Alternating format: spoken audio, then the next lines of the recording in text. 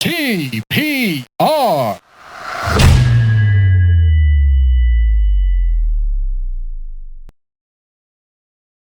Hi everyone, welcome to another episode of the TPR Pod. Today's episode is with Danny, also known as Danny P, Daniel Panjwaneey. He is a musician, owns a record label, and organizer of music in the Karachi scene. Danny's been at the music thing, like we talk about in the episode, for over 20 years at this point, and he's just like in his mid 30s, so he's been doing it for most of his life, adult and otherwise. We talk about his very long association with the Karachi scene, all the ups and downs he's seen in this time.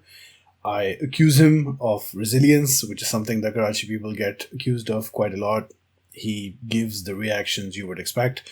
We talk about all the bands he's been in, time he spent abroad, the things he learned abroad, and how he realized deficiencies and differences in the Pakistani music scene, his work in Coke Studio, how they recently brought Boiler Room to Pakistan.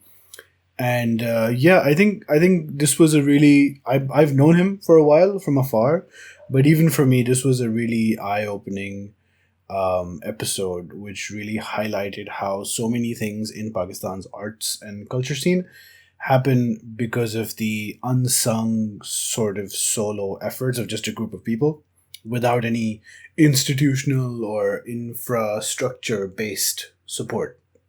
So that's what I hope you also get from this episode. Also, I had just recovered from COVID in this episode. So there's a bit of coughing. I tried to edit some of it out, but some of it's still there.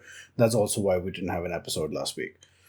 But without further ado, part number 159 with Danny P, also known as Alien Panjwaneey, also known as many other things.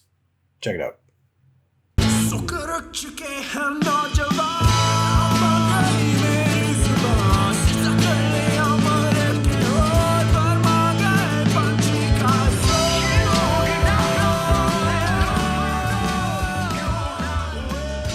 How are you? How are things? How's the rain?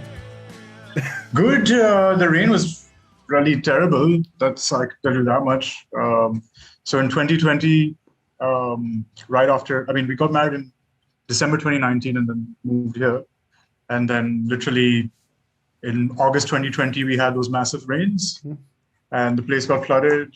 Then Sana and I had to be taken out of the house and moved somewhere else for about 11 days. Right. Because the place didn't drain. So it was pretty bad. And then DHA was doing nothing about it. It was Jabran Nasser and his team that came and emptied out the entire space with tankers. Similar situation this year as well, but DHA was kind of on it, but it still took about 3 days to clear out. Okay. It was fine last year? Last year was fine because we didn't actually have that crazy a monsoon last year, luckily. Achha, okay. Lekin is dafa to like back-to-back systems ho rahe hain, like this was now the like jo barish abhi hui thi, where we got flooded in, was the second system, like back-to-back, like literally about 4 days apart. Right. And then 4 days after that was the third system, which came through and kind of scared us for a bit. Yeah. But it kind of bypassed Karachi. It seems like Karachi wale are like becoming like weather experts. Because now you're saying system is not a word people use. Yeah. There's a weather system. But now we have another one coming on Saturday. I heard, that's supposed to be even crazier. Is it clear now? Like sadke wadke abhi fare hain? Can you get everything you need quickly? In that regard, to like at least in this area, it's kind of cleared out. Okay. There is still like some spots in like Badr commercial and stuff which are still like there are puddles of water and it's like stagnant water which is now smelling. Kind of thing. But just be like khali plots and stuff, that's quite a mess. Like quite a mess. It was also Bakrid bhi hui thi, so then there's like a whole blood and metal aspect. Yeah, you don't want to know the things I saw when trying to get groceries. Deep water, man, it was disgusting. There's like goat heads floating past. And I've heard stories, bro. Light ja rahi hai? Light, Shukar has been quite good. If anyone has been on it, at least for our area, it's K Electric. Very good, very good. But like, I do know like a few buildings down from here, they didn't have like electricity for like 4 days. Wow. Kind of thing. So, sure. It really depends on your luck. Yeah. Are people telling you that you're very resilient? I'm kind of sick of hearing that. I'm like, Yeah, so yeah. I'm not resilient. I have no other option but to be. Yeah, So yeah. But हाँ, I thought, after your जो हरकत जो आपने कर दी थी फिर वो rooms को बॉयल करके आपने जो हरकत की थी, I thought, अब finally मैं पूछ ही लूँ, because इतने अरसे से we've known each other, and yeah. I've always had you in my mind for the podcast, but I think अब अगर नहीं किया तो you'll become too famous for me. So I'm like, I oh don't no. think so.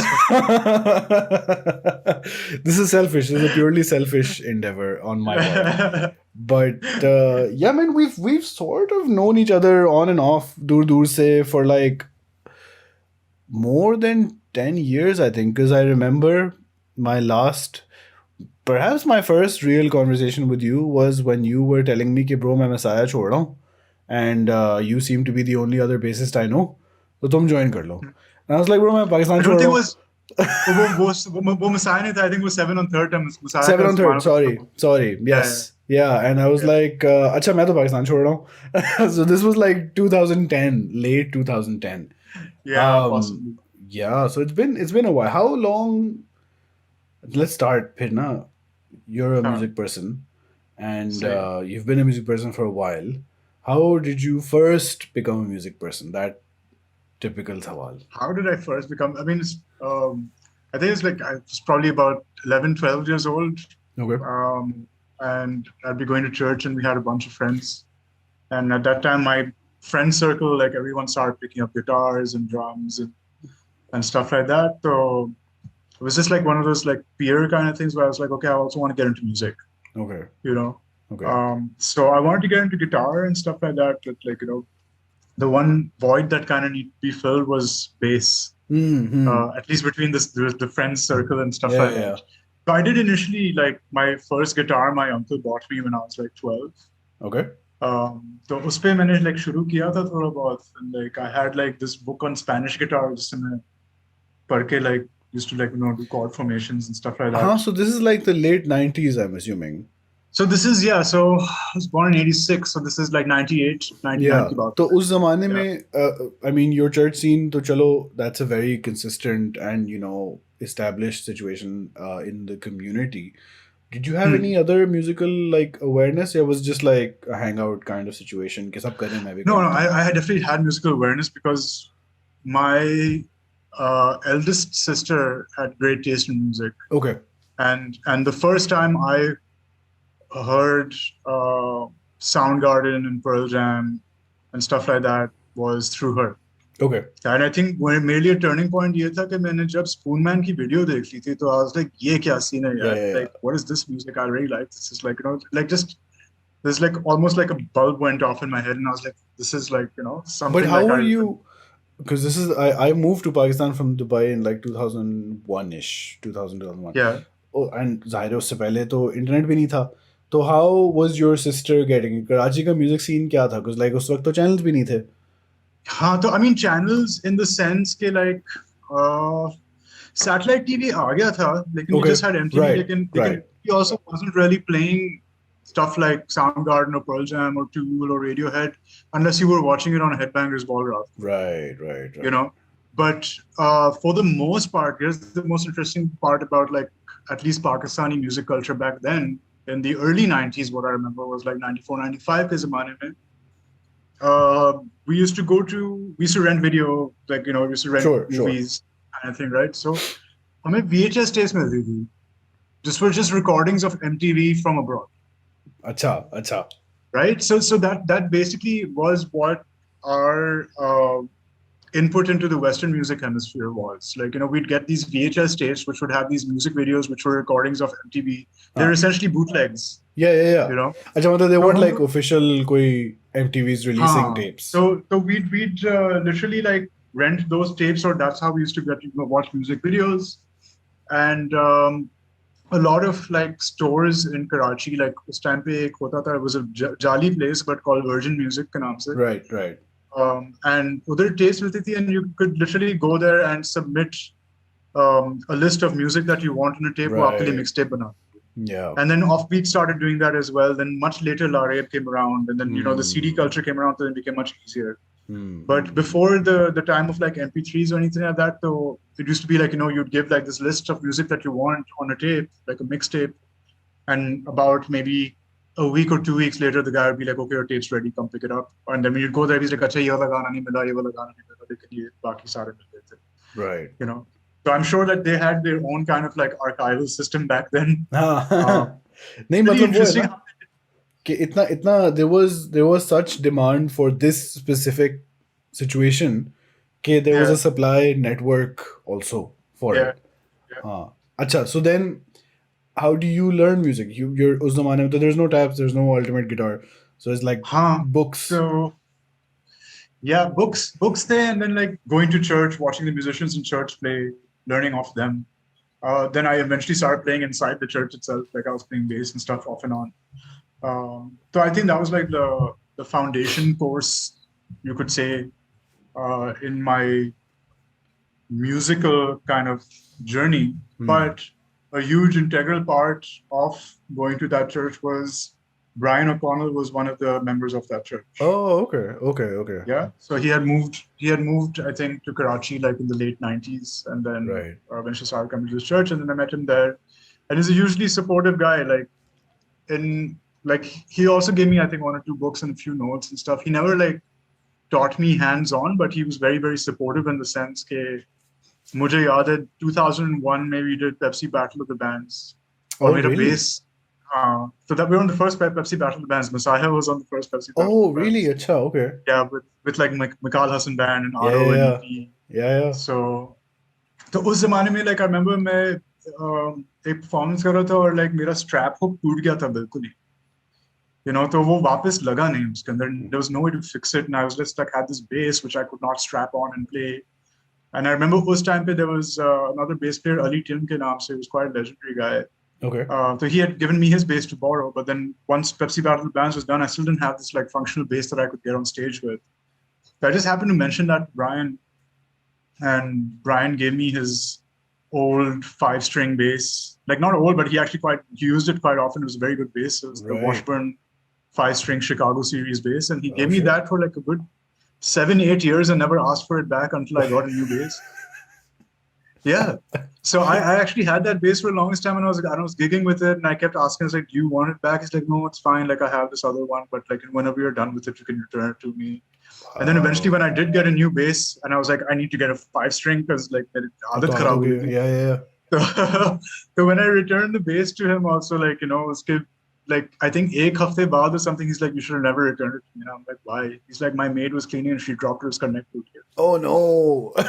So, Wasn't meant to be. Shit. Okay. yeah, but yeah, in that sense, like he was super supportive, and like I had a really good like support system of musicians around me that taught me a lot. Messiah ke andar itself, like Nabil Mahfouz, jo guitar bajata hai, he taught me so much, man. Like everything I know about music has a lot to do with him. Right. Sitting down and like understanding how tabs work and all these things. When does Messiah start? How do you get into Messiah? Because Messiah is also one of those big Karachi names.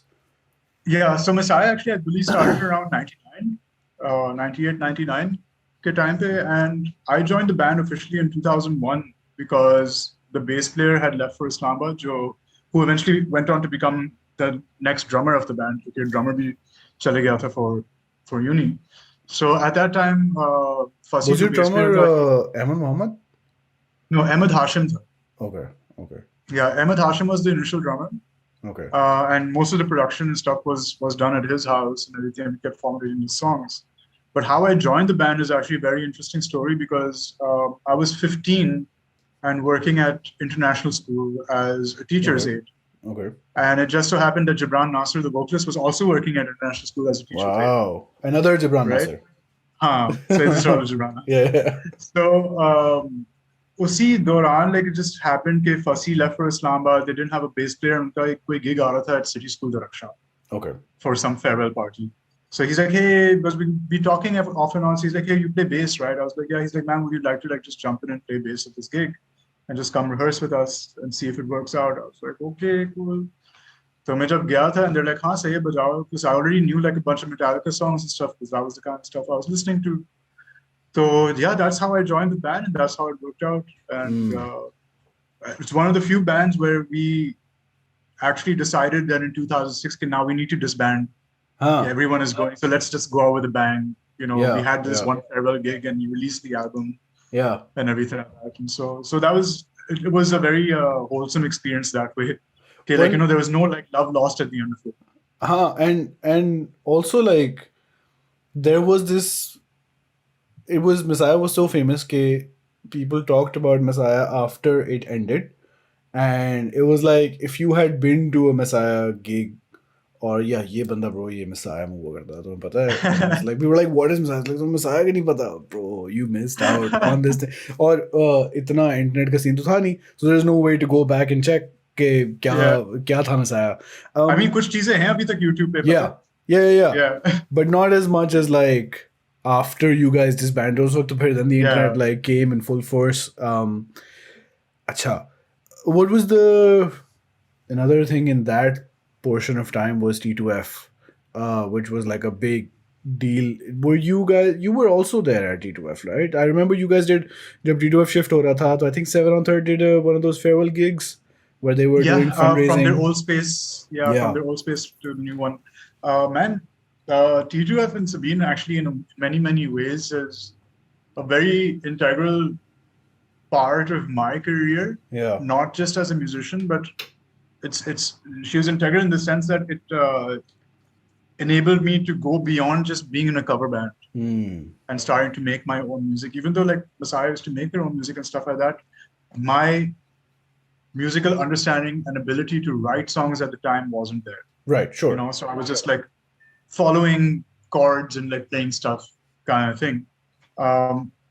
Seven on Third के अंदर ये था कि it was mainly a cover band, and like for the most part, great experience as well because I got to learn a lot whilst playing that because covers बजा बजा के आप सीखते हैं. लेकिन एक scene ये होता था कि like also being in that band, I remember like I really wanted to try and take up singing, Right. and stuff like that. तो एक दफा मैंने कोशिश किया था गाने का रिहर्सल और अहमद मोहम्मद ने बोला like भाई तू ना so in many ways like I mean it was obviously he was joking but also kind of in a way it also slightly shatters your confidence a bit. Right, Like, right. maybe shouldn't do this or even try. Know your role type baat ho gayi. Yeah. So then Seven on Third many years later then we're playing this gig at that same T2F and I told the guys I was like yaar main ek gana gaun. I'm just going to do this. Yeah. And they're like, "Acha, sahi hai, kya gaoge?" And I remember I sang "Crazy" by Gnarls Barkley, Right. which is not easy. Right. But, Yeah. Still, but still kind of did it. Like, might have not been that good, but that T2F was the first place I sang a song.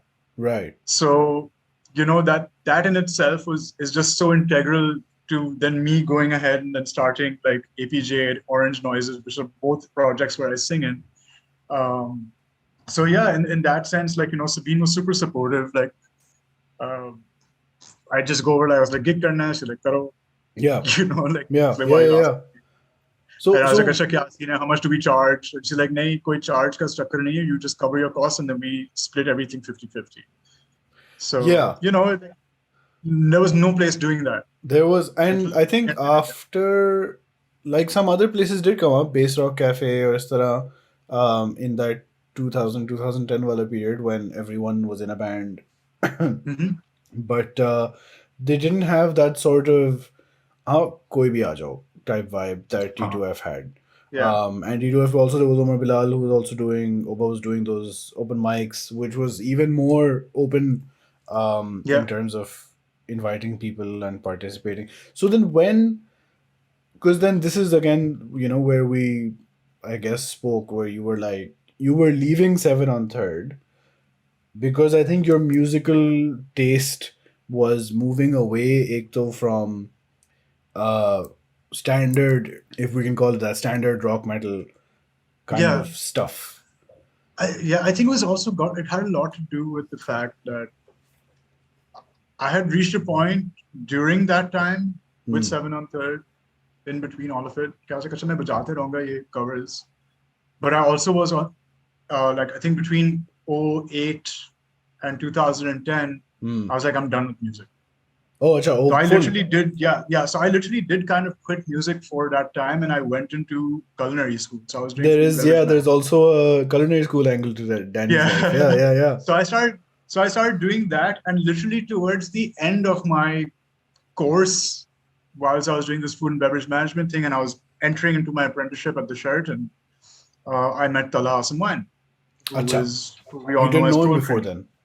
Yeah, I knew him like through a friend, and we had met many times, but we never like really jammed together or made any music together. So it just like I just one random day got a call from another friend who was like, "Yeah, a bunch of my friends are jamming on the roof and they don't have a bass player yet. The bass utha ke le aao." And I was very, very skeptical. I was like, "Yeah, mujhe nahi karna." But then I was like, "It's been so long. Chalo kar hi leta hu." It had been like about a year and a half since I jammed or anything. So I went over with my bass and I was like, "What are we playing?" And Tala and Kaizad, there's another guy, Kaizad, who played drums. And Tala and Kaizad are like, "Just improvise. That's all we want to do." Right, You know, I right. was like, "What? Yeah, What is this concept? Like, why?" yeah. So yeah, and the three of us just started playing. It was like, "Acha, we're just going to play in this scale and just like improvise on this, and this is what we're going to do." And we ended up jamming for like about 2 hours on this roof, and I was like, "This is the most fun I've had in a very, very long time." Mm-hmm. And then they also were like, "You need to come back to do this with us. We had a great time." And so from there, we started this band called LBDN, which was Look Busy, Do Nothing. Yes. And so our entire purpose was to go and play gigs and improvise, essentially, Right, right, right. which is what we did for about a good 2 years. Huh. And did And Orange and so Noise yeah, come from there also?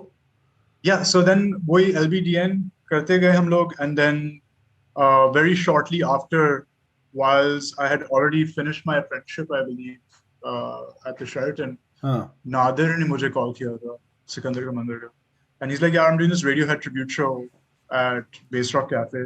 That's all. तो उसमें बजा लोगे तुम?" And I was like, "Yeah, don't really want to play covers, but like, I it's remember not that every day show. that Huh, huh. someone comes Say. along and says कि यार सारे Radiohead का गाने बजा." So I was like, चलो मैं कर लेता हूँ. तो उसमें ये हुआ कि like Faizan Reedinger and Daniel Hayat also were playing as part of that lineup, and we Mm. played in a very, very fun show. Yeah. And then shortly after uske baad hi, like, I mean, obviously we linked up with Daniel and Faizan and everything.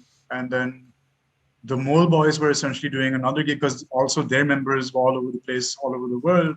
So they're like, "We want to play gigs." So they did this thing called Mum and Friends, which was literally Yes. members of Mole and Friends. Yeah.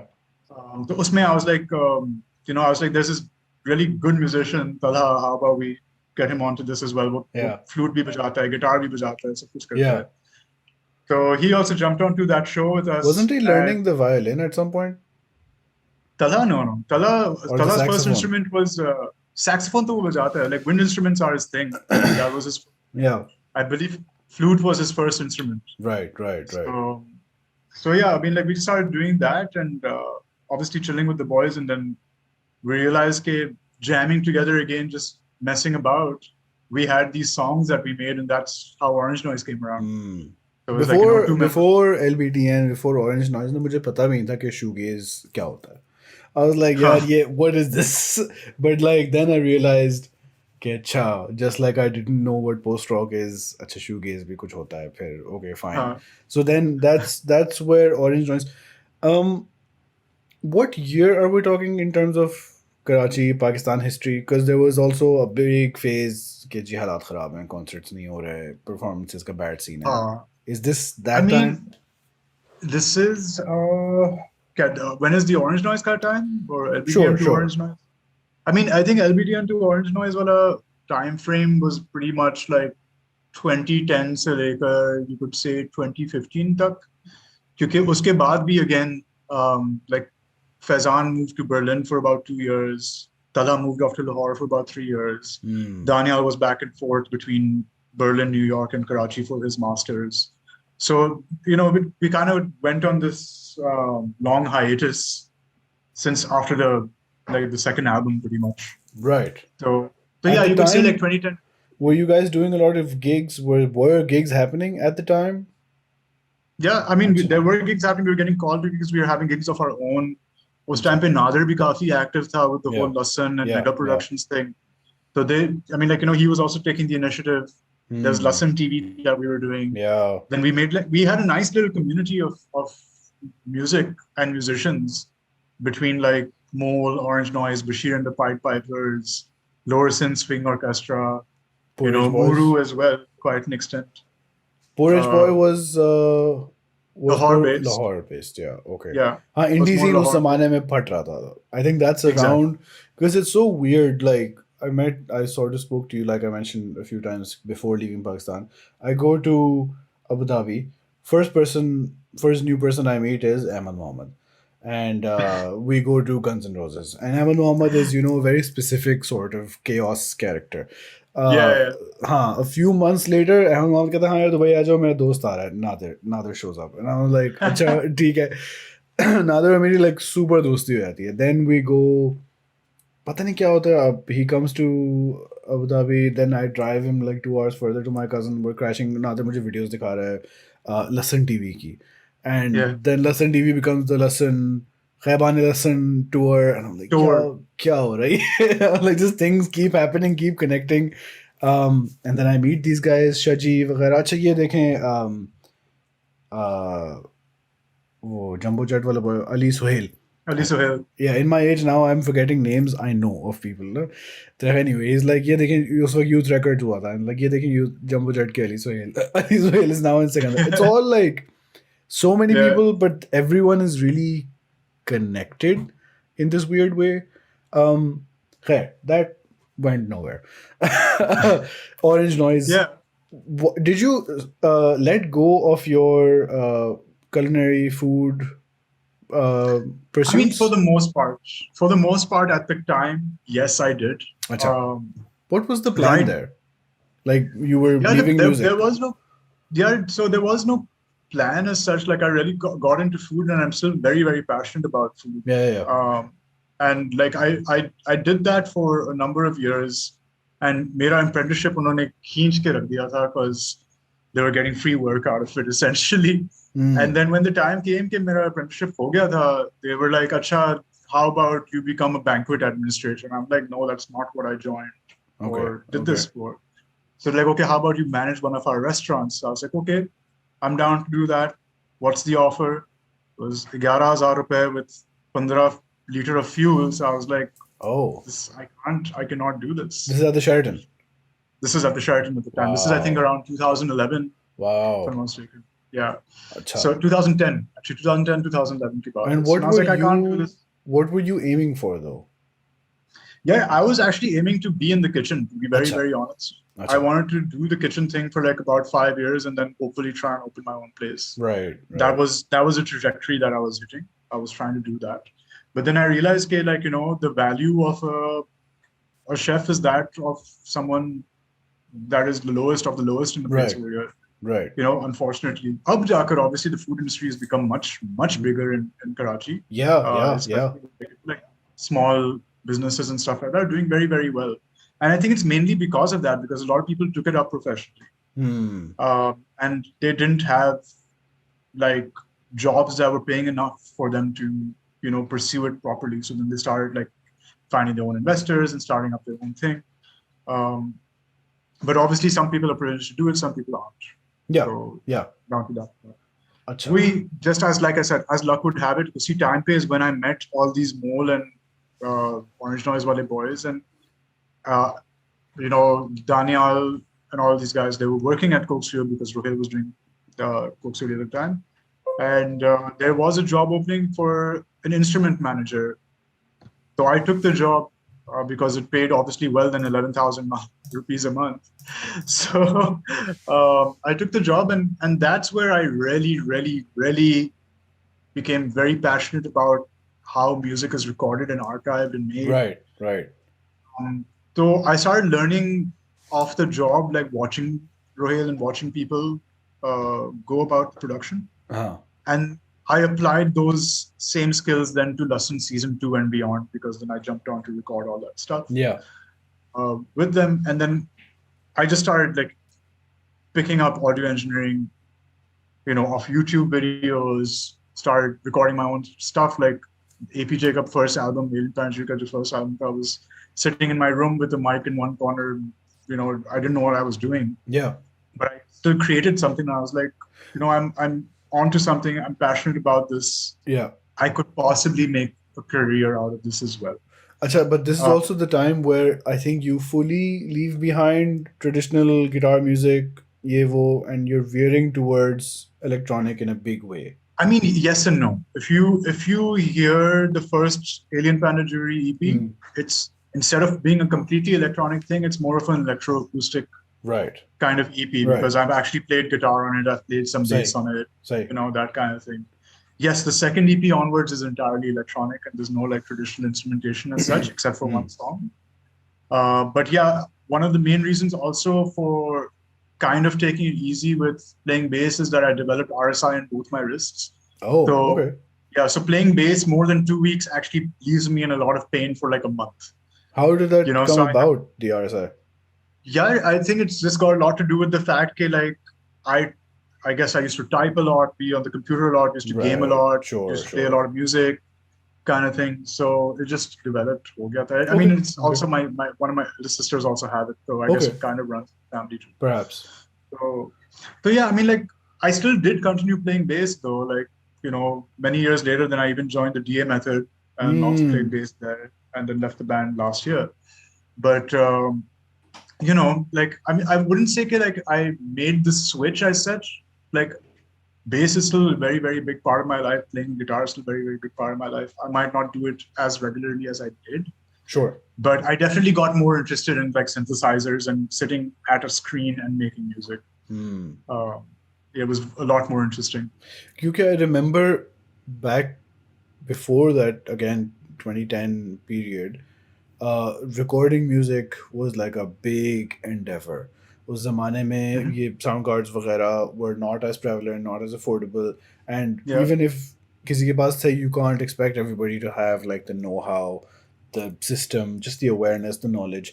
Yeah. But then later I saw with Nadir, where these guys were just recording a lot of their stuff themselves, and then तुम्हारा भी मैं ही Mhm. देख रहा था. Um, I suppose then, do you think that really helped uh, people start music at home and be able to put it out there?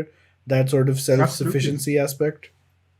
I really think the Mole Boys were very, very integral Hmm. um, in this because if I'm not wrong, Mole was the first band in the indie scene at least that Yeah. sat at home and made their own album. I think in 2006 Right. was it where All Is Right. Home that came out? Was it 2006 or 2008? I'm forgetting. Not right. Okay. Not sure. But these kids sat down and they did it. And when we became friends with them and we started hanging out with them, they taught us a lot about how to use interfaces, how to use our mics, and how to Yeah. place mics Yeah. and things like that. And then when I started working with Coke Studio, then I got to learn a whole lot more. Then we applied those skills back onto Lussun. And then obviously everyone was learning off each other that it just became like this big hive mind of knowledge, right? So if there was something that I couldn't do, Fuzi would be able to help Yeah. out, Daniel would be able to help Yeah. out, Kizzer would be able to help out.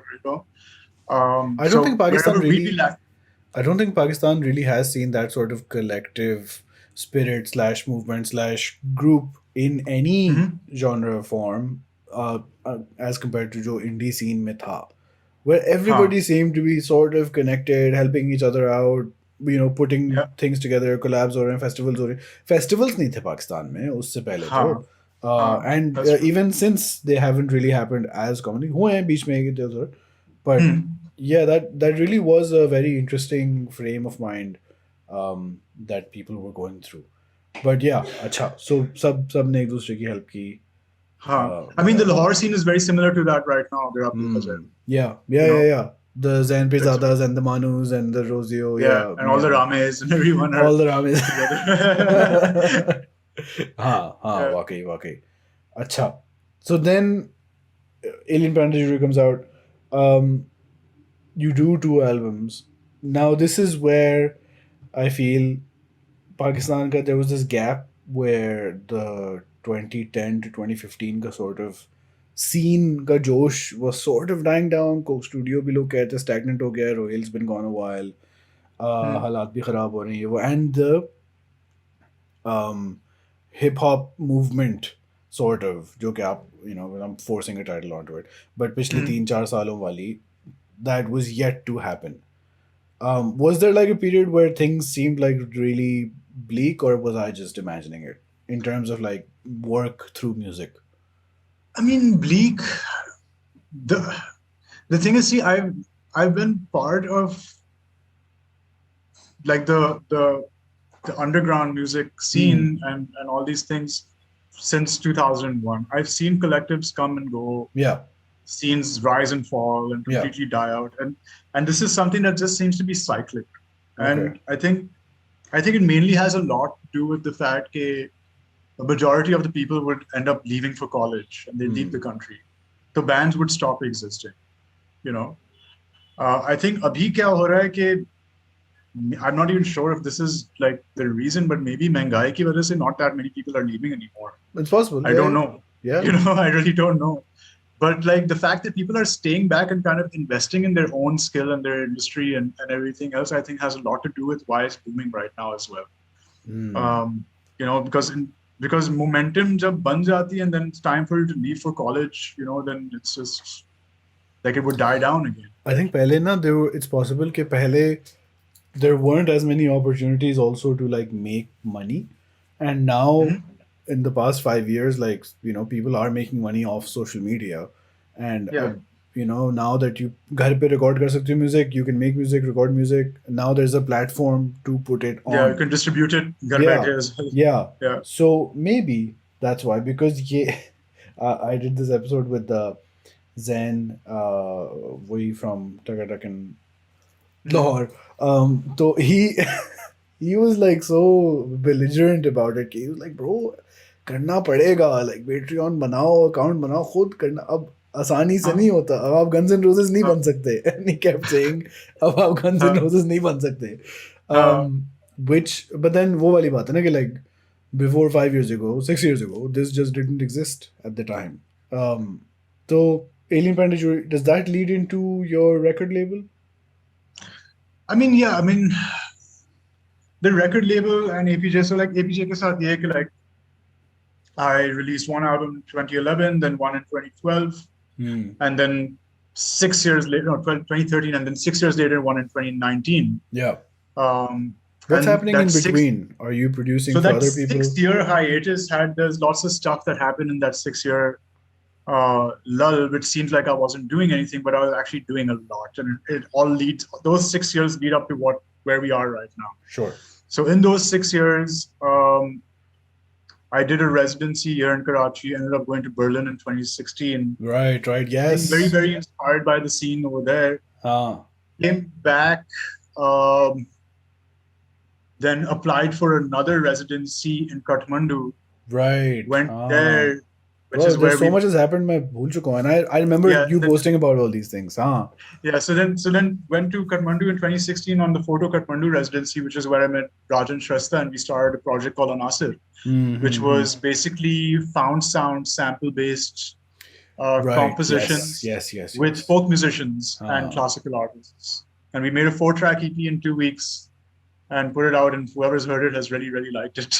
So, and then just being in Kathmandu actually was, I have to rewind a little bit because I went to Kathmandu in 2014 for Coke Studio Season 6. This is when Rohel was like, you need to go and record these musicians in Nepal. And I was like, I Right. don't know what I'm doing. Yeah. You know, Yeah. like, you know, and I was like, you're telling me to go with these mics and like record these things for Coke Studio. I've only done Lussun TV. I don't know what I'm doing. I can't tell my elbow from my ass. Like, Yeah. Yeah. Yeah. and he's like, no, you're musical. That's all that counts. Just you need to trust your ears and just go do this. So then I went and I did it, and those recordings ended up being used. So that kind of also gave me some confidence. I was like, oh shit, I'm actually onto something. But 2014, when I was in Kathmandu, is when I was like, this is such a healthy musical ecosystem. Yeah. This is everything Pakistan could have been. Yeah. Which almost feels like Describe. I think अब तुम मेरे ना sort of bias की तरफ आ रहे हो. So I'm gonna ask you uh, to describe what a healthy musical ecosystem looks like, and अच्छा, Pakistan में क्या नहीं है. a healthy musical ecosystem looks like a place where अगर एक ही गली के अंदर Yeah. सही है आपके कुछ 5 venues हैं जिसमें हर जगह like music हो. Yeah. say it. There's like music playing in all files. There's music, all of it's like live music. Right. You know? So there's a huge band culture there. One, there's like a jazz conservatory. Two, there is a university which is teaching ethnomusicology and a jazz program and multiple things in music. Wow.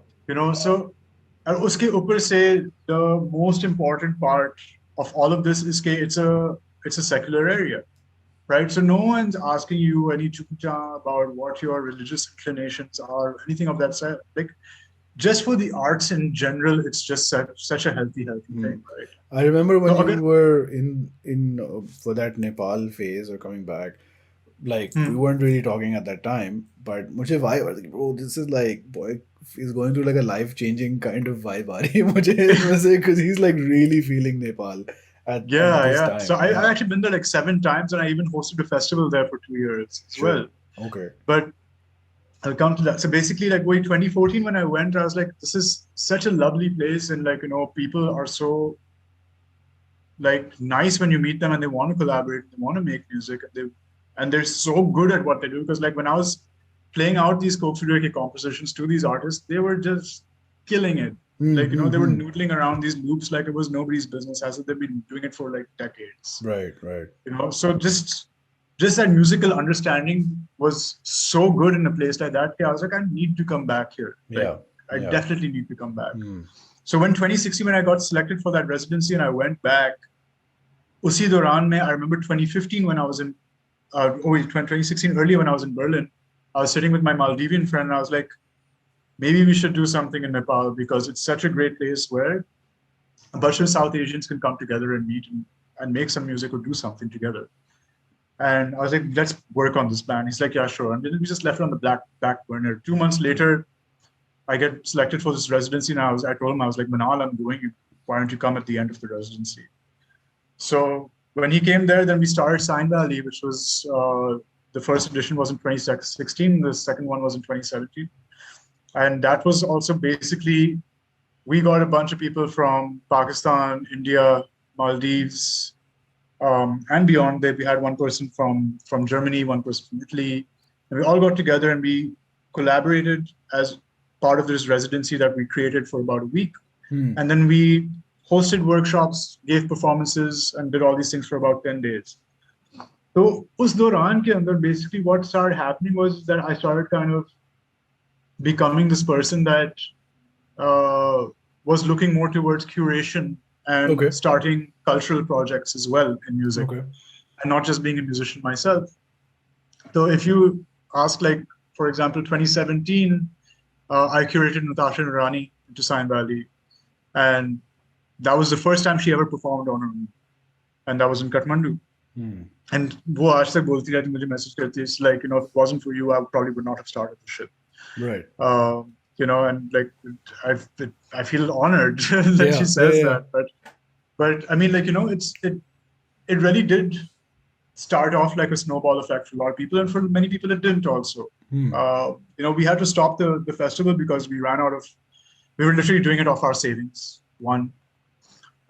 Two, the Nepalis, I asked them for feedback and they were very, very clear about the fact that it did feel kind of awkward for an outsider to be coming and doing something within their music scene. So they wanted to build their own thing for a while. So, I think the best thing that I could have done at that point was like kind of back down and be like, okay, you guys do your thing, and like I'll come back to my place and do what I want to do here in Karachi. And that's when I started doing Oscillations in 2018. Literally a year after that. So here Oscillations bhi hum log karte gaye. During all this time, I'm working at A4 Olive, doing all the engineering work there, kind of thing. So I'm looking at that as a day job, whilst I'm also like, trying to create like this community of like live electronic musicians, and like, eclectic artists and stuff within Karachi. So we started the whole Oscillations thing, and then around, I think, midway into 2020, I was like, I want to start this label because I want to disrupt what it means to have a label. Right. I want to be able to give bedroom producers the kind of knowledge or tips or help that I never got when I started out, because I didn't know anything about music rights. I didn't know anything about copyrights. I didn't know anything about how about mixing a song or producing it or getting it Huh. mastered or anything of that sort, or even distribution for that fact. Hmm. You know, so that's why I started Cape Ons Records. Hmm. And it still hasn't been a year. We've done 10 releases. We got a grant. We brought Boiler into Pakistan. We did a bunch of workshops here, two-city tour, like, so it's just one of those things, like, I guess leaving the whole food and beverage thing and jumping into this and then getting into cultural projects, starting from Coke Studios, understanding what culture is, and then realizing where I am is in a subcultural uh, zone within the Hmm. country Hmm. rather than the actual cultural thing. And then just kind of like doing something for that because I just felt like it was being ignored in many ways. Yeah. No, So but like, that being ignored makes sense because a lot of these things, वही मैं सोच रहा हूँ ना कि this is a lot of work. Like it's a lot. Like I'm sure there's other people helping you. You're not doing everything alone, but a lot of hmm, things you are doing, you have to be doing alone to push yeah, these yeah, yeah. things, and that too in a country jahan you might have to like make an effort to explain to people ke bro why is this important मतलब मैं क्यों इसको attention दूँ तो Huh. um I don't know. It's been like more than 20 years, like you said, and you've seen. अच्छा नेपाल तो करीब है तुमने दूर का भी बर्लिन का भी सीन देख लिया which is also Huh. super established you तो why are you still doing this in Pakistan let me Yeah, I like elaborate torturing myself. I don't know. हाँ हाँ वही वाली बात है ना because like Basically, I hate myself. I don't know. हाँ yeah that's the episode um Yeah, I was having a very interesting conversation with a friend the okay other day. Um, and this also stemmed from the fact that like there was a certain project that we were working on where like both felt like being kind of treated unfairly okay uh, बता दो कौन because we're not mainstream artists. right Where at the end of the day we're still brown Pakistanis with green passports and अच्छा all this of is these a things. international project This is international and local दोनों था. So okay दोनों ends से हमारे like yeah yeah थोड़े से like मसले हो गए थे. yeah And so I actually went into this like weird OCD loop where I was like, yeah, I like felt imposter syndrome very heavy, okay you know. Um, and I started and I actually like became very like obsessive about the fact that I started listing down everything I worked on from since 2001. It crossed 200 tracks and I stopped. And I was like, why am I doing this to myself? You know. Um, and so I stopped that and I was like, okay, no, I've put in the work. I have put in the hours. I need to start owning it. yeah yeah One. दूसरी बात ये है कि like the reason why I do this or the reason why my friends even do it even though we don't have like we're not getting booked for shows like every month हाँ abroad or anything yeah like that वो one off chance हो जाता है कि हमने Germany में बजा लिया या थाईलैंड में बजा लिया या कहीं पे भी बजा लिया or something like that but fact of the matter is कि what I feel like what I'm doing right now or even what my friends are doing right now is possibly for the history books when we right might not even see the dividends for it right now, to be right very, very honest. हाँ But if we establish um, a sort of system or a sort of musical ecosystem where people understand that collaboration is far more important than competition, hmm or getting together and working together, creating something, especially like the thing that really gets me about mainstream artists these days, yeah especially in a place like Pakistan, and for the past 30 years, from even before I was born, okay, you guys have been all these big artists. Like let's take Junoon, for example, or we take Strings, for example. They've yeah been all these big artists. yeah They have done nothing yeah to protest or actually even um, move the government in the sense that yaar ek PRO to set up yeah where we can get our royalties, yeah or at least acknowledge musicians as a proper job title. I couldn't go and open a bank account yeah I if remember I went Faraz and Anwar said, this is also Vishnu and I make saying this money off freelance black work. yeah option ही नहीं है How stupid is that, right? yeah So just that in itself, right? Like making these small little movements, getting the right attention. कि यार कुछ कर लो इस चीज का. If we do that work now, it'll make it so much more easier for generations to come. So for me, it's like I might as well try right now maybe हाँ not for myself, but I've हाँ kind of accepted it in a way. मतलब So, in the sense के we're not, there's no preconceptions that we're going to be like fucking rich off our asses or I mean, luxury. nay, because the we're going to be rich wala part happened in the early 2000s, man. हाँ हाँ Where we're like, acha, mujhe ye karna hai, and I'm going to make a lot of money of this and become rich. right. But So the that's not reality there. of it is, it's not like it, you हाँ know? हाँ. So the only reason really, apart from obviously the fact that you guys are really passionate about it on a personal level, Mhm. because वरना तो it'll just become like another job, ना, और day job में इतनी मेहनत कौन करता है. Exactly. But it's also, there's sort of, this is really, I'm finding this more and more in like this Pakistani youth sentiment, even though हम शायद अब youth में classify नहीं होते, कि they want to, there is a huge problem in society, mental, philosophical, structural, whatever, and everything somebody does, beshak, there's a money angle, they're trying to fix a problem. Like it's Yeah. not, it's a very different mindset from, like, if you look at like the startup scene in the US, where they're like, we're fixing a problem so we make money.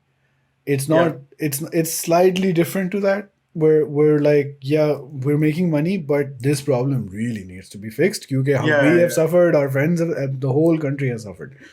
So from like weddings to content creation to musicians, this through line is Yeah. resonant across Pakistan, in many Yeah. But people. I think it's also because the majority, um, I don't know if it's an unpopular opinion, but it's also like majority of people who are doing this, who are making the art and who are putting stuff out, there is also a sense of minimum effort but maximum mileage Right. kind of thing, I like that right? tag. Yeah, yeah. There's minimum. It is what it is, right? Like I've also been there where I'm like, यार मैंने ये काम नहीं करना बस मेरे लिए पैसे बस Yeah, मुझे yeah, yeah. पैसे चाहिए, Yeah. but आगे वो पैसे वो बन जाएंगे उस Hmm. एक प्रोजेक्ट पे, लेकिन आगे जाकर नहीं होगा ना, because Yeah. your credibility is short shit. Yeah. Yeah. So it becomes a bit difficult. So that's why it's like, might as well set something up where, Hmm.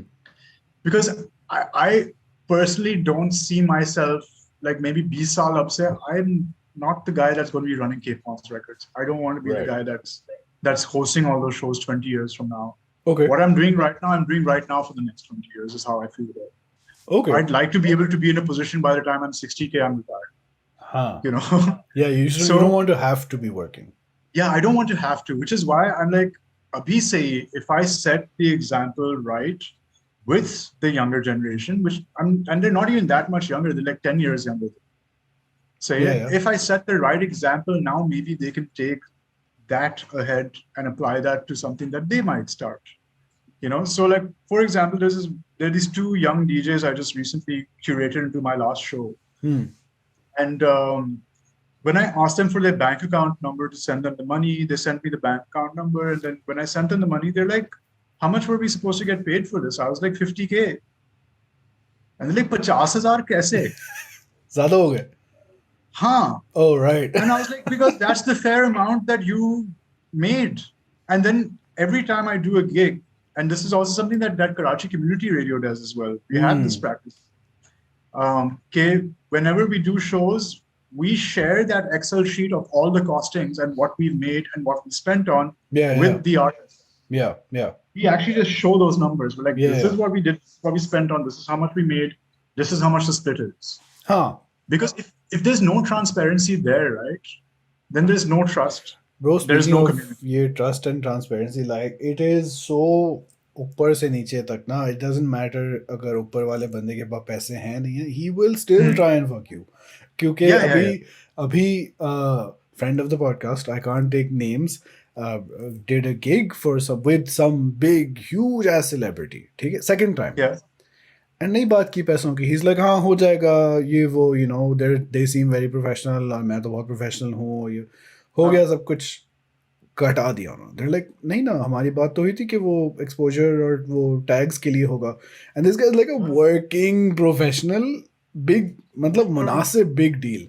And खत्म हो गई बात bro, मतलब करके exploit करके आगे बढ़ गए.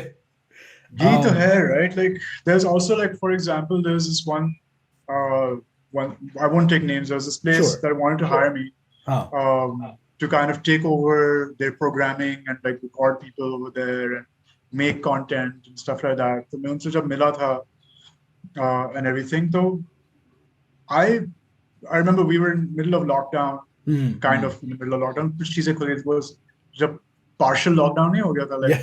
Smart lockdowns. towards the Yeah. end of like 2020. Yeah. So उस जमाने में हम मिले for the meeting and everything, and the guy's like telling me, he's like, ये content banana, I just want to make this, and like, ये इतना बड़ा हो सकता है. I was like, okay, fine. How do you plan on compensating artists, and how do you plan on paying me, and how much are you going to pay me? So the two responses I got was one, I'm not going to pay you. You become a revenue partner. So you give me a proposal. And obviously, if it's going to be like 2 lakh, I'm not going to pay you. And I was like, okay, that's one red flag right there. What's the next one? So it's like, okay, how do you plan on compensating artists, right? And this is literally the answer I got. The answer I got was, if it is a small artist, they should be absolutely content with content being made for them. But if it is someone like Faisal Kabadia from Strings, then obviously we pay. And I was like, look, if you're going to start off with this exploitative model, I don't want to have any. Yeah. No, it's not even. उसको लगता भी नहीं होगा कि this is exploitation. He thinks कि exactly. People believe कि ऐसे ही होता है, ऐसे ही तो होता है. It's because you do this. That's why this happens. Exactly. Shit. अच्छा. But yeah, khair. Glad to see that shit people still exist. So how then the most recent thing, which is the boiler room situation, how does that come about? Like, do they reach out to you? Do you reach out to them? Why is this important? So I applied for a grant with this other organization in the UK called Cello HQ. Right, I've seen them. So if you, I'm sure you know about Cello. Cello had released this vinyl during the pandemic, which had artists from India, Pakistan, and Kashmir. And all proceeds from that, half of it went to an Indian charity and half of it came to Zindagi Trust in Pakistan. So they were one of the few partners in this thing called the Dialed In Festival, which also began last year, which is a festival that happens in the UK, where it's all South Asian artists completely celebrating their brown heritage, right? Okay. So they also wanted to do something in Pakistan, and obviously we wanted to create an exchange in the UK. So we applied for a grant together. But whilst we were writing that grant, I just had a bit of a brain fart where I was like, do you think Boiler Room would be interested in working with KCR to do Boiler Room in Pakistan? And they're like, that's a good idea. Let's just discuss it. So we eventually reached out to Boiler Room and they were interested.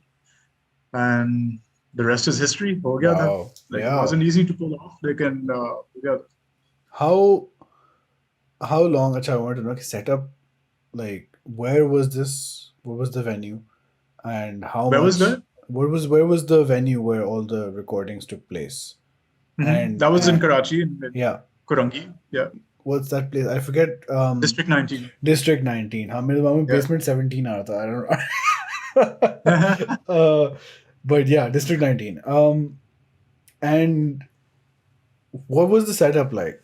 Because like the video production वगैरह was all boiler room level. So here's the interesting thing. The entire production was entirely Pakistani. So we had like no white people. Right. Involved exactly. on this. Like, I mean, at least on the ground. We did take like obviously instruction from Boiler and everything like that. And Aha the Dream, Aha from the UK, who's an established DJ and producer, he was in town as well on the ground, and he had worked for Boiler Room before, so he knew what the production kind of standards were. But for the most part, like we literally set up that venue from kind of scratch. Like in terms of the technical requirements, to say. So that pretty much KCR handled, like KCR NAS, we handled that.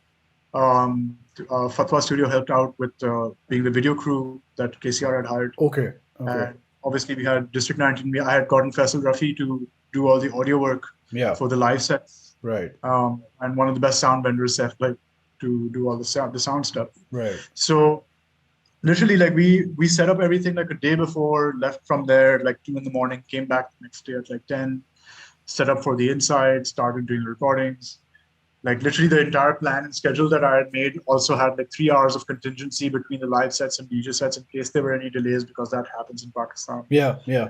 Those delays did happen, so there's What like, was the cause of the delays? Like light chali gayi, yeah, that sort of cause stuff? for the delays, there are many things. One, though, I mean, obviously we had accounted for azan breaks, wo to tha, but then we had like technical issues. No one had ever like done that kind of recording, like Yeah, multicam kind of, yeah. like this level play. Like, will be 9 performances across a day, like an entire festival, and make sure it happens within like 12 hours, Hmm. kind of thing.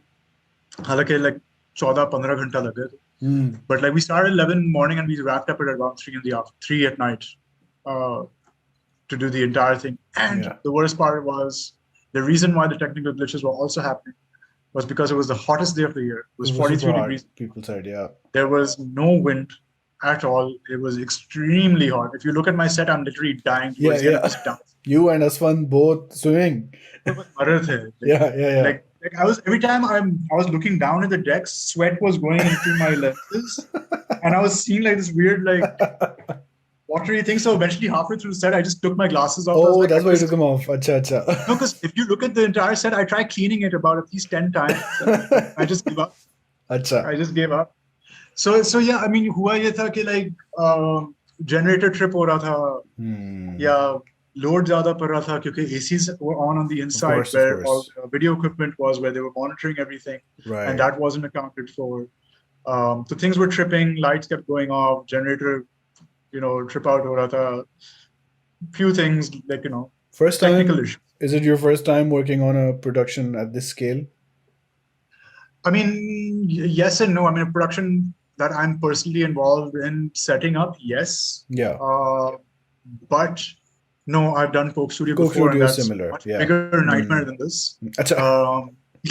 Yeah, sure. Bigger Because sets. that's multiple days, multiple Yeah. hours. Like, Yeah. you're like working 18 hours a day kind of thing. And just Yeah. like, Yeah. it's a well-oiled machine, but a very tiring. और वो कितना था, like who's doing all the edits and stuff? That's done by Fatwa? So literally the edits also, like John Zabe from KCR sat and did himself. Like, Wow. बैठ के उसने किया, मैं उसके साथ बैठा था, like looking over things. We'd have to call in a friend to help us with grading. So literally वही community effort था वापस से. Like essentially the core post-production team of the entire thing was John Zabe, myself, Faisal Rafi, and then to quite an extent, my wife as well, Sana, who ended up making the Ballroom Pakistan logo. Yeah. Stuff like that. And then obviously KCR also has like one or two people that were helping out, like, for example, animation, helping out the trailer edits and things like that. So yeah, I mean, it was a very, very small team that did it, but we did it. Yeah. और कितना वो था turnaround between like the event and delivery? So the event actually happened, you could say, about a month before. Acha. So it took us about 2.5. That's not a lot of time. Weeks. Yeah, 2.5, 3 weeks to edit all of those things, make sure put it up. So, Pakistan, there is this interest in terms of travel and tourism and like for global audiences, European Western type people, and I saw a lot of those similar sort of comments. Boiler room ke uske bhi niche. How was the response? Surprising? Was it? Do you think it was? I think it was great, and it was like a huge thing. But मैं तो बाहर से देख रहा हूँ ना. Yeah. Did it live up to your expectations, whatever they might be? Absolutely. I think everyone, for one thing, brought their A game, like in terms of the performance. Yeah. Everyone brought their A game, from the live sets to later DJ sets. That, solid performances there. Also, 1 second, there's a bug on my laptop. So also, like, apart from that, like, the response has been really good internationally as well. Like, Pakistan also has been great. Like, people are like, oh, like, ballroom happened in Pakistan. But also at the same time, I do wake up to hate messages every now and then. वो तो as खैर, well on my that seems to Instagram be हमारा and things like social. that, and I'm sure a bunch of others have as well. Hmm. And there's always going to be like um, there's always going to be good comments and bad comments, and you have to Yeah. learn Yeah. to roll with those punches, I guess. Um, but yeah, I mean, for the most part, the production, like the entire thing has been great in the sense that people internationally have started reaching out, diaspora from abroad, Right. Pakistanis have started reaching out from abroad, being like, what, this exists here? Like, we didn't even know that A lot of the there was comments like a were surprise. कि अच्छा ये भी है. most of it. Yeah, ye Yeah. bhi hai, Yeah. ye bhi hai, so that goes to say a lot about what is pushed in the media, what's said on the news, what Sure. Exactly. is said on our own news, Yeah. or Yeah. what the narratives of our own politicians or anything of that sort may be, or even our artists for that fact. Just the fact that no one has looked at the subculture of the music industry here close enough and or is ill-informed about it. Just that in itself, ballroom has been a great thing for just that purpose. And also, it's like Pakistanis also have this thing, right, where you can be as big as you are, as good as you are locally, and you'll get a certain level of respect. But if Yeah, you get international validation, that level of respect, nazaron mein aa jate ho.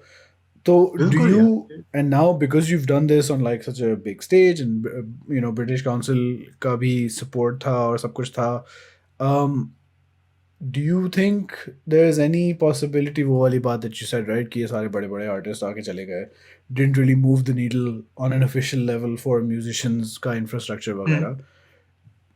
Might be too early to ask, but do you think this is putting you and your people in a better position to help work on those issues? I hope so, because it won't happen locally. Once again, अच्छा. unfortunately, this will not happen locally. And the reason why I say this is because a very big example of how things work here, Wade, you were saying, like, once like a foreign artist comes or something, so priority is given top notch, Yeah, in yeah. a place like Pakistan. And I've never really quite understood it.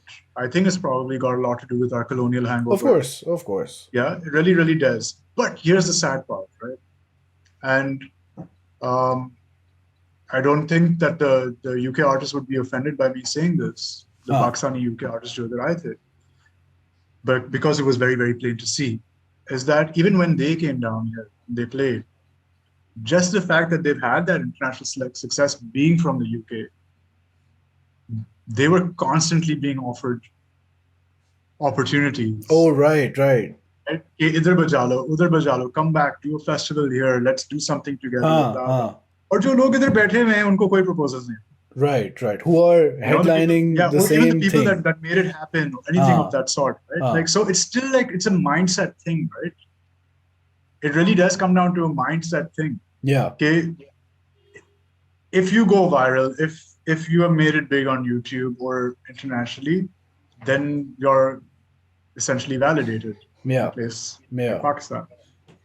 But if you've been doing the exact same thing that other people have been doing for not even like 5 years, but you've been doing it for 20, and you can still be where you are and have no movement because you have to create those opportunities yourself, Yeah. which is essentially what we've been doing. Yeah. So I really hope, coming back to your questions, I really hope Yeah. कि वो opportunities खुले हमारे लिए. Huh. लेकिन वो, unfortunately, I am very cynical about it. Right. Because of I course. have constantly seen it not work out that way. Huh. I think. Do you think you are where you are now? 20 साल is a long enough period के legacy type बातें होना शुरू हो जाती हैं. Do you think the work you've always been, your thing has been कि अच्छा भाई मुझे musician बनना है or be working in music, professionally as my job, career, life. Do you think that this where you are right now is perhaps the best positioning for yourself throughout these 20 years? I mean, it definitely is a yet another turning point. Right. I would say it's yet another turning point. I believe that turning point also existed when we started Sign Value. Okay. It also existed when we were doing Lussun TV. Mm-hmm. So this is what I mean by I've seen scenes come and go, things come up and die down. Yeah, yeah. Right. So there have been many of these turning points, and I'm hoping this is the one. But like I said, I'm just going to sit and wait and see. Yeah. And still do what I do and still try to create opportunities here and abroad for just other people and myself. Not just for myself is what I meant. But yeah, I really, really hope like from this point on, because we've done ballroom, we've done something for the culture, not just for our electronic music culture, but also for the fact that Ustad Noorbakhsh was also on ballroom, for the fact that Jyoti was also on, So do you know Ustad Noorbakhsh has never been recorded? No, I didn't know who he was. None of his performances have ever been recorded in the past 70 years until Daniel Ahmed went to Pasni and recorded him. Ab inka album nikalne wala. Wow. So Ballroom is his first ever live kind of performance video that has been shot and recorded professionally. In 70 years of his life, he is a legend. Yeah. And he powers up his amp with a car battery, which he charges up with a solar panel. And उसी car battery से वो एक अपने घर के अंदर bulb जलाते हैं क्योंकि उनके गांव में कोई बिजली या गैस या पानी नहीं है. Wow. Right? So this is why I say it's not just about us younger folk. It's also about people who are legends that are not given the respect that they deserve as artists in this country, right? So it's not just about me or what my career or somewhere is where it's going. I just really hope that someone takes notice and is like, okay, let's start doing something about this industry. Let's start putting money in the right place. Let's start regulating things. Let's get performance rights organizations involved and started up. Let's get artists their royalties. Let's go ahead and start getting licenses from radio stations for playing music for free. My God. Yeah, मतलब अगर पाकिस्तान में rights आ गए तो radio station कैसे चलेंगे? आप कैसी बातें कर रहे हैं? Yeah, मैंने जब when I started up the label also, right? Like not just the label, but when I released Enneagram in 2019, it was released on a German label. Okay. One radio station contacted me. They're like, "Can you give us your album for free? Because we want to play it." And I was like, "You don't pay me any royalties, so why should I give you the album?" It's not like it's not made a difference to my life in the past 10 years. I don't see why it would now. Yeah. So मैंने उधर ही बात खत्म. I'm surprised they asked you. Yeah. They did because like obviously they couldn't find like downloadable free. Acha. I suppose. But like, this is my argument, right? Like, you guys have like, I mean, not you guys, but like the country has like these radio stations. They have music channels and all these things that are running essentially not paying artist royalties. That's so wrong. How are these people supposed to? How are artists supposed to leave a legacy behind and retire comfortably is my only question. Yeah, I think the bigger, उससे भी बड़ा सवाल ये होगा कि लोगों को convince करो why this is even important. Like, why is art important? That's how nebulous things are. But I think, बेशक, not at a mass scale, but at a pretty sizable scale of visibility within all these बच्चे and not so बच्चे who are internet savvy. I think this boiler room harkat, if only for the branded weight of it, really brought a lot of new eyeballs to it. Even if बहुत से लोग they pretend to care about the culture. तो चलो झूठे सही मतलब कुछ तो push मिल जाए. पाकिस्तान में हालात ऐसे हैं कि I'm like, bro, just pretend you can. don't even do it for real. जो आप pretend करने से होगा ना वो भी हम ले लेंगे. But is there anything important that we've missed out from your career thus far? I can think of. I mean, this has been a nice conversation that way. Like, yeah. It really does seem like resilience वाले इल्जाम आने लगे हैं तुम्हारे ऊपर बस. कराची का resilient music scene and इस तरह की बातें. But no, it's really. I mean, like I said, for the most part, it's a thankless task. But I'm super happy to do it because I'm so proud of the community and the people that are involved in music. There's like, I don't consider myself a great musician. by any standard. There are people who are far better than me. Okay. And, my peers are far better than me. There are people who are younger who are far better than me. And they're just having that community around you is enough. It's to be very, very honest. massive, bro. It's enough, and something needs to be done about it. And if I just hope that, chalo, main ek banda hu jo kar raha hai, say I just hope that a whole lot more people start doing it as well. Yeah. That's all that I really want from this. No, I think it really will happen because it's not gonna come from upper se na. Like there's not gonna be any top down effort. Khud hi karna padega. And if you want to keep making music, the next guy, whoever, so you just have to build the whole infrastructure apne haathon se. For that, you need to believe that the work is worth doing. Before we end, one thing I'm really concerned about is you've told me so many things कि मैं कितनी links डालूंगा नीचे मुझे समझ नहीं आ रहा. So we'll talk about that after we stop recording. Sure. Do you have any Jinn stories? Do I have any Jinn stories? Yeah. I actually do. Oh, really? Personal? Yeah. A personal theme tha when I was like 11-ish. Okay. I think I was like Swat Valley. Oh, shit. Okay. So I think I believe it was Kalam, I think. And PTDC ka hotel tha. And we were all young, so like obviously our parents or people we were traveling with, the adults, did not tell us this. But apparently hotel ke reception ne bataya tha ki if you hear like people talking or laughing at night, bahar na jao. Oh. So they just like said that. So obviously like we're kids and stuff like that. मैं bed में था, started like hearing sorts of like laughing and talking outside. So I thought I was like all the parents and all the adults are up, they're having fun, they made us go to sleep. Walked out, no one. Yeah. Kept walking, no one. Out of nowhere, जब पेड़ लगा, मैं भाग के वापस गया. What? उसते में another adult, this guy used to call Masood Mom, got up and he thought the kids were up to something outside. Like, right. So yeah, अच्छा मेरा तो जो चमाटा था वो इतना बुरा नहीं था. Like मुझे कुछ लगा था और मैं I don't even know, शायद झाड़ी लग गई थी और मैं Right. लेकिन I did definitely feel something. I freaked out and I ran. Right. But the actual story is that this Masood Mahu guy actually thought that we were outside and then he got up and went out. Yeah. और उनको सही का चपेट लगा था. The point कि सुबह में उनके मुंह पे अभी तक एक mark भी था. So that's the one Jinn story that I know of. That's amazing. Yeah. That's amazing. Yeah, don't mess with Jinns having a good time. A good lesson. Don't. A good lesson for everybody. ठीक है जी.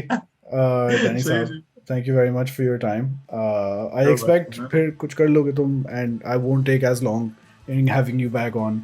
No worries, man. But yeah, man, thanks very much. There will be 500 links niche. Just go. I don't know, man. I'll figure it out. But yeah, you can find Danny's work, some of Danny's work in the description. Baki aap dhoondte rahe. And yeah, we'll see you next week. Bye. Bye. Yes.